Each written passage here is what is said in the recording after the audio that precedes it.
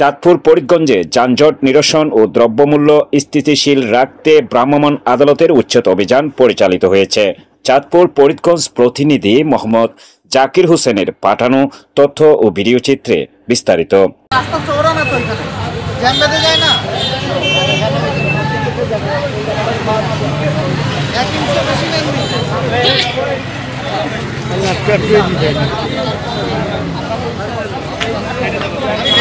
চাঁদপুরের ফরিদগঞ্জ পৌরসভার যানজট নিরসনে অবৈধ স্থাপনা উচ্ছেদ এবং দ্রব্যমূল্য স্থিতিশীল রাখতে ভ্রাম্যমাণ আদালত অভিযান পরিচালনা করেছে।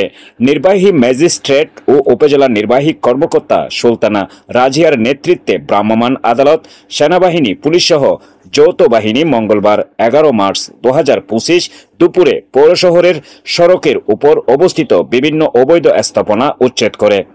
এছাড়া দ্রব্যমূল্য নিয়ন্ত্রণে রাখতে বিভিন্ন ব্যবসা প্রতিষ্ঠান পরিদর্শন করেন।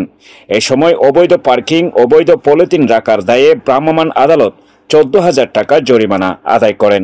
অভিযান পরিচালনা করেন সহকারী কমিশনার ভূমি ও পৌর প্রশাসক AR জাহিদ হাসান। সেনাবাহিনীর লেফটেন্যান্ট নাইম, পৌর নির্বাহী কর্মকর্তা শাহ সুফিয়ান খান, বাজার ব্যবসায়ী কমিটির সভাপতি আলী হায়দার টিপু, সাধারণ সম্পাদক মিজানুর রহমান সহ সেনাবাহিনী, পুলিশ ও পৌরসভার কর্মকর্তারা উপস্থিত ছিলেন।